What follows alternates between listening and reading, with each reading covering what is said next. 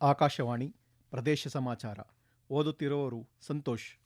ಮುಖ್ಯಾಂಶಗಳು: ಸಾಮಾಜಿಕ ಆರ್ಥಿಕ ಸಮೀಕ್ಷೆಗೆ ಆಕ್ಷೇಪ, ನಾಳೆಗೆ ವಿಚಾರಣೆ ಮುಂದೂಡಿದ ಉಚ್ಚ ನ್ಯಾಯಾಲಯ. ಮೈಸೂರಿನಲ್ಲಿ ದಸರಾ ಕುಸ್ತಿ ಫಲಪುಷ್ಪ ಪ್ರದರ್ಶನ, ಆಹಾರೋತ್ಸವಕ್ಕೆ ಮುಖ್ಯಮಂತ್ರಿ ಸಿದ್ದರಾಮಯ್ಯ ಚಾಲನೆ. ದೇಶಾದ್ಯಂತ ನೂತನ ಜಿಎಸ್ಟಿ ಜಾರಿ, ತುಮಕೂರಿನಲ್ಲಿ ಕೇಂದ್ರ ಸಚಿವ ಸೋಮಣ್ಣ ಪ್ರಚಾರ ಅಭಿಯಾನ. ಉತ್ತರ ಕರ್ನಾಟಕದ ಹಲವು ಜಿಲ್ಲೆಗಳಲ್ಲಿ ಇಂದು ಧಾರಾಕಾರ ಮಳೆ, ಹವಾಮಾನ ಇಲಾಖೆ ಮುನ್ಸೂಚನೆ.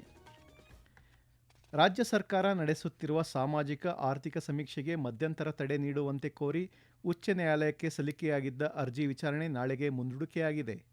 ದಸರಾ ರಜೆ ಇರುವುದರಿಂದ ಶಿಕ್ಷಕರು ಮತ್ತು ಆಶಾ ಕಾರ್ಯಕರ್ತರನ್ನು ಸಮೀಕ್ಷೆಗೆ ಬಳಸಲಾಗುತ್ತಿದೆ. ಈಗಾಗಲೇ ಕೆಲಸ ಆರಂಭವಾಗಿರುವ ಕಾರಣ ಯಾವುದೇ ಕಾರಣಕ್ಕೂ ಮಧ್ಯಂತರ ಆದೇಶ ನೀಡಬಾರದು ಎಂದು ಸರ್ಕಾರ ಮನವಿ ಮಾಡಿದೆ. ಮುಖ್ಯ ನ್ಯಾಯಮೂರ್ತಿ ವಿಭು ಬಕ್ರು ಮತ್ತು ನ್ಯಾಯಮೂರ್ತಿ ಸಿಎಂ ಜೋಶಿ ಅವರಿದ್ದ ವಿಭಾಗೀಯ ಪೀಠದಲ್ಲಿ ವೀರಶೈವ ಲಿಂಗಾಯತ ಮಹಾಸಭಾ, ಅಖಿಲ ಕರ್ನಾಟಕ ಬ್ರಾಹ್ಮಣ ಮಹಾಸಭಾ ಮತ್ತು ರಾಜ್ಯ ಒಕ್ಕಲಿಗರ ಸಂಘ ಸಲ್ಲಿಸಿದ್ದ ಅರ್ಜಿಯ ವಿಚಾರಣೆ ಇಂದು ನಡೆಯಿತು. ಕೇಂದ್ರ ಸರ್ಕಾರ ಈ ಸಮೀಕ್ಷೆಗೆ ವಿರೋಧ ವ್ಯಕ್ತಪಡಿಸಿದರೆ ರಾಜ್ಯ ಸರ್ಕಾರ ಬಲವಾಗಿ ಸಮರ್ಥಿಸಿಕೊಂಡಿದೆ. ವಿಚಾರಣೆ ಸಂದರ್ಭದಲ್ಲಿ ಅಮಿಕಸ್ ಕ್ಯೂರಿಯನ್ನು ನೇಮಿಸುವ ಚಿಂತನೆ ಮಾಡಲಾಗಿದೆ ಎಂದು ನ್ಯಾಯಾಲಯ ತಿಳಿಸಿದೆ. ವೀರಶೈವ ಲಿಂಗಾಯತ ಮಹಾಸಭಾದ ಪರವಾಗಿ ಪ್ರಭುಲಿಂಗ ನಾವದಗಿ, ಅಖಿಲ ಕರ್ನಾಟಕ ಬ್ರಾಹ್ಮಣ ಮಹಾಸಭಾದ ಪರವಾಗಿ ವಿವೇಕ್ ಸುಬ್ಬಾರೆಡ್ಡಿ, ರಾಜ್ಯ ಒಕ್ಕಲಿಗರ ಸಂಘದ ಪರವಾಗಿ ಅಶೋಕ್ ಹಾರನಹಳ್ಳಿ ವಾದಿಸಿದರು. ಕೇಂದ್ರ ಸರ್ಕಾರದ ಪರವಾಗಿ ಹೆಚ್ಚುವರಿ ಸಾಲಿಸಿಟರ್ ಜನರಲ್ ಅರವಿಂದ್ ಕಾಮತ್, ರಾಜ್ಯ ಸರ್ಕಾರದ ಪರವಾಗಿ ಅಡ್ವೊಕೇಟ್ ಜನರಲ್ ಶಶಿಕಿರಣ್ ಶೆಟ್ಟಿ ಮತ್ತು ಅಭಿಷೇಕ್ ಮನು ಸಿಂಘ್ವಿ ವಾದ ಮಂಡಿಸಿದರು. ಬೆಂಗಳೂರು ಹೊರತುಪಡಿಸಿ ಗಣತಿದಾರರಿಂದ ರಾಜ್ಯದ ವಿವಿಧೆಡೆ ಸಾಮಾಜಿಕ ಆರ್ಥಿಕ ಮನೆ ಸಮೀಕ್ಷೆ ನಡೆಯುತ್ತಿದೆ. ಬಾಗಲಕೋಟೆ ಜಿಲ್ಲೆಯಾದ್ಯಂತ ಕರ್ನಾಟಕ ರಾಜ್ಯ ಹಿಂದುಳಿದ ವರ್ಗಗಳ ಆಯೋಗ ಹಮ್ಮಿಕೊಂಡ ಸಾಮಾಜಿಕ ಮತ್ತು ಶೈಕ್ಷಣಿಕ ಸಮೀಕ್ಷೆಗೆ ಬಾಗಲಕೋಟೆ ಶಾಸಕ ಎಚ್.ವೈ. ಮೇಟಿ ಚಾಲನೆ ನೀಡಿದರು. ಬಳಿಕ ಮಾತನಾಡಿದ ಅವರು, ರಾಜ್ಯದ ಅಭಿವೃದ್ಧಿ ಮತ್ತು ಸಮಾಜದ ಎಲ್ಲ ವರ್ಗಗಳಿಗೆ ಸಮಾನ ಅವಕಾಶ ಒದಗಿಸುವ ನಿಟ್ಟಿನಲ್ಲಿ ಹಿಂದುಳಿದ ವರ್ಗಗಳ ಆಯೋಗದಿಂದ ಸಮೀಕ್ಷೆ ಕಾರ್ಯ ನಡೆಸಲಾಗುತ್ತಿದೆ ಎಂದು ಹೇಳಿದರು. ಮಂಡ್ಯದಲ್ಲಿ ಸಾಮಾಜಿಕ ಶೈಕ್ಷಣಿಕ ಹಾಗೂ ಆರ್ಥಿಕ ಸಮೀಕ್ಷೆಗೆ ಕೃಷಿ ಹಾಗೂ ಜಿಲ್ಲಾ ಉಸ್ತುವಾರಿ ಸಚಿವ ಎನ್. ಚಲುವರಾಯಸ್ವಾಮಿ ಚಾಲನೆ ನೀಡಿದರು. ಮಂಡ್ಯ ಜಿಲ್ಲೆಯಲ್ಲಿ 5,29,032 ಕುಟುಂಬಗಳಿದ್ದು 4,446 ಗಣತಿದಾರರನ್ನು ನೇಮಕ ಮಾಡಲಾಗಿದೆ ಎಂದು ಅವರು ಹೇಳಿದರು. ಮನೆ ಸಾಮಾಜಿಕ ಮತ್ತು ಶೈಕ್ಷಣಿಕ ಸಮೀಕ್ಷಾ ಕಾರ್ಯಕ್ಕೆ ವಿಜಯಪುರ ಜಿಲ್ಲೆಯಲ್ಲಿ ಜಿಲ್ಲಾಧಿಕಾರಿ ಡಾಕ್ಟರ್ ಆನಂದ ಹಾಗೂ ಜಿಲ್ಲಾ ಪಂಚಾಯತ್ ಮುಖ್ಯ ಕಾರ್ಯನಿರ್ವಹಣಾಧಿಕಾರಿ ರಿಷಿ ಆನಂದ ಜಂಟಿಯಾಗಿ ಚಾಲನೆ ನೀಡಿದರು. ಬೆಂಗಳೂರು ಗ್ರಾಮಾಂತರದಲ್ಲಿ ಜಿಲ್ಲಾಧಿಕಾರಿ ಎ.ಬಿ. ಬಸವರಾಜು ಸಮೀಕ್ಷೆಗೆ ಚಾಲನೆ ನೀಡಿದರು. ಮೈಸೂರು ದಸರಾ ಮಹೋತ್ಸವದ ದಸರಾ ಫಲಪುಷ್ಪ ಪ್ರದರ್ಶನವನ್ನು ಮುಖ್ಯಮಂತ್ರಿ ಸಿದ್ದರಾಮಯ್ಯ ಇಂದು ಉದ್ಘಾಟಿಸಿದರು. ಬಳಿಕ ಸುದ್ದಿಗಾರರೊಂದಿಗೆ ಮಾತನಾಡಿದ ಅವರು, ಕಳೆದ 8 ವರ್ಷಗಳಿಂದ ಜನರಿಂದ ಅತ್ಯಂತ ಹೆಚ್ಚು ಜಿಎಸ್ಟಿ ಸಂಗ್ರಹಿಸಿದ್ದು ಅದನ್ನು ಹಿಂದಿರುಗಿಸಲಾಗುತ್ತಿದೆ ಎಂದು ಪ್ರಶ್ನಿಸಿದ್ದಾರೆ. 2017ರಲ್ಲಿ ಬಂತು ಜಾರಿಗೆ. ಟ್ಯಾಕ್ಸ್ ಸ್ಲ್ಯಾಬ್ಗಳು ಮಾಡಿದವರು ಯಾರ್ರಿ? ಈ ಎರಡು ಮಾಡಿದೀನಿ ಅಂತ ಎಷ್ಟು ತಗತಾರೋ ಅವರೇ ನೋಡಿ. 2017ರಲ್ಲಿ ನರೇಂದ್ರ ಮೋದಿ ಅವರೇ ಮೊದಲನೇ ಬಾರಿಗೆ ಜಿಎಸ್ಟಿಯನ್ನ ಜಾರಿಗೆ ಕೊಟ್ಟವರು. ನಂಬರ್ ಆಫ್ ರೇಟ್ಗಳನ್ನ ಜಾಸ್ತಿ ಮಾಡಿದವರು 28, 18, 12, 5 ಅದು ಮಾಡಿದವರು ಯಾರು? ಈಗ 8 ವರ್ಷ ತಗೊಂಡಿದಾರಲ್ಲ ಟ್ಯಾಕ್ಸ್, ಅವೆಲ್ಲ ಕೊಟ್ಬಿಡುವಂತೆ ವಾಪಸ್ ಕೊಟ್ಬಿಡ್ಲಿ. ಹಾಗಾದ್ರೆ ಈ ಬಾರಿ ಜಂಬೂ ಸವಾರಿ ದಿನವೇ ಗಾಂಧಿ ಜಯಂತಿ ಇರುವ ಕಾರಣ ಮಹಾತ್ಮ ಗಾಂಧಿಯವರ ನೆನಪಿಗಾಗಿ ಕುಪ್ಪಣ್ಣ ಉದ್ಯಾನದಲ್ಲಿರುವ ಗಾಜಿನ ಮನೆಯಲ್ಲಿ 3 ಲಕ್ಷ ಗುಲಾಬಿ ಹೂವುಗಳಿಂದ ಕನ್ಯಾಕುಮಾರಿಯಲ್ಲಿರುವ ಗಾಂಧಿ ಮಂಟಪದ ಆಕೃತಿ ನಿರ್ಮಿಸಲಾಗಿದೆ. ಬಳಿಕ ಮುಖ್ಯಮಂತ್ರಿ ಸಿದ್ದರಾಮಯ್ಯ ಮಹಾರಾಜ ಕಾಲೇಜು ಮೈದಾನದಲ್ಲಿ ದಸರಾ ಆಹಾರೋತ್ಸವವನ್ನು ಉದ್ಘಾಟಿಸಿದರು. ಬಳಿಕ ಮುಖ್ಯಮಂತ್ರಿ ಸಿದ್ದರಾಮಯ್ಯ ಕುಸ್ತಿ ಪಂದ್ಯಾವಳಿ ಹಾಗೂ ಚಾಮುಂಡಿ ವಿಹಾರ ಕ್ರೀಡಾಂಗಣದಲ್ಲಿ ಆಯೋಜಿಸಲಾಗಿದ್ದ ಸಿಎಂ ಕ್ರೀಡಾಕೂಟಕ್ಕೆ ಚಾಲನೆ ನೀಡಿದರು. ದೇಶಾದ್ಯಂತ ನಾಳೆ 10ನೇ ಆಯುರ್ವೇದ ದಿನ ಆಚರಿಸಲಾಗುತ್ತಿದೆ. ಈ ದಿನ ನೈಸರ್ಗಿಕ ಸಂಪನ್ಮೂಲಗಳ ಸುಸ್ಥಿರ ಬಳಕೆ, ಔಷಧೀಯ ಯೋಜನೆಗಳ ಸಂರಕ್ಷಣೆ ಕುರಿತಂತೆ ಜಾಗೃತಿ ಮೂಡಿಸಲಾಗುತ್ತಿದೆ. ಬೆಂಗಳೂರಿನ ನಿಮಾನ್ಸ್ನಲ್ಲಿ ನಾಳೆ 10ನೇ ರಾಷ್ಟ್ರೀಯ ಆಯುರ್ವೇದ ದಿನ ಆಯೋಜಿಸಲಾಗಿದೆ.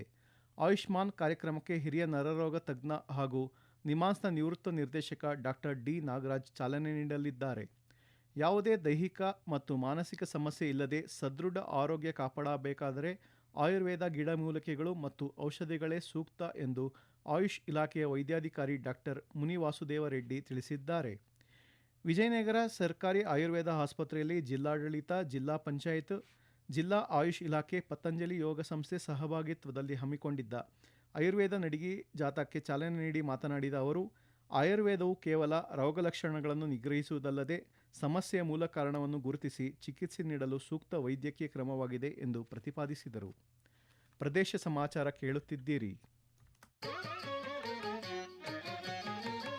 ನಿಮ್ಮ ಅನುಕೂಲಕರ ಸಮಯದಲ್ಲಿ ಆಕಾಶವಾಣಿ ಸುದ್ದಿಗಳನ್ನು ಆಲಿಸಲು ನಮ್ಮ ಯೂಟ್ಯೂಬ್ ಚಾನೆಲ್ ಆಕಾಶವಾಣಿ ನ್ಯೂಸ್ ಕನ್ನಡವನ್ನು ಸಬ್ಸ್ಕ್ರೈಬ್ ಮಾಡಿ. ನಮ್ಮೆಲ್ಲ ಕೇಳುಗರು ನಮ್ಮ ಫೇಸ್ಬುಕ್ ಖಾತೆ ಆಕಾಶವಾಣಿ ಆರ್ಎನ್ಯು ಬೆಂಗಳೂರು ಧಾರವಾಡ ಮತ್ತು ನಮ್ಮ ಟ್ವಿಟರ್ ಖಾತೆ @AIRnews_ ಕನ್ನಡವನ್ನು ಅನುಸರಿಸಿ. ಪ್ರಾದೇಶಿಕ ಸುದ್ದಿ ವಿಭಾಗ ಬೆಂಗಳೂರು ಹಾಗೂ ಧಾರವಾಡದ ಎಲ್ಲಾ ಸುದ್ದಿ ಸಂಚಿಕೆಗಳು ನಮ್ಮ ಸಾಮಾಜಿಕ ಮಾಧ್ಯಮ ಖಾತೆಗಳಲ್ಲಿ ಲಭ್ಯವಿರುತ್ತವೆ.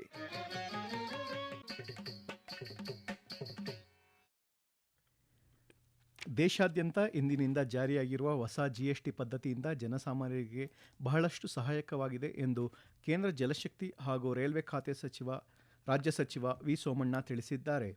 ತುಮಕೂರಿನಲ್ಲಿಂದು ನಗರದ ವಿವಿಧೆಡೆ ಜಿಎಸ್ಟಿ ಸುಧಾರಣೆಗಳ ಪ್ರಚಾರ ಅಭಿಯಾನ ನಡೆಸಿ ಸಾರ್ವಜನಿಕರಿಗೆ ಹೊಸ ತೆರಿಗೆ ಪದ್ಧತಿಯ ಪ್ರಯೋಜನಗಳನ್ನು ಮನವರಿಕೆ ಮಾಡಿದರು.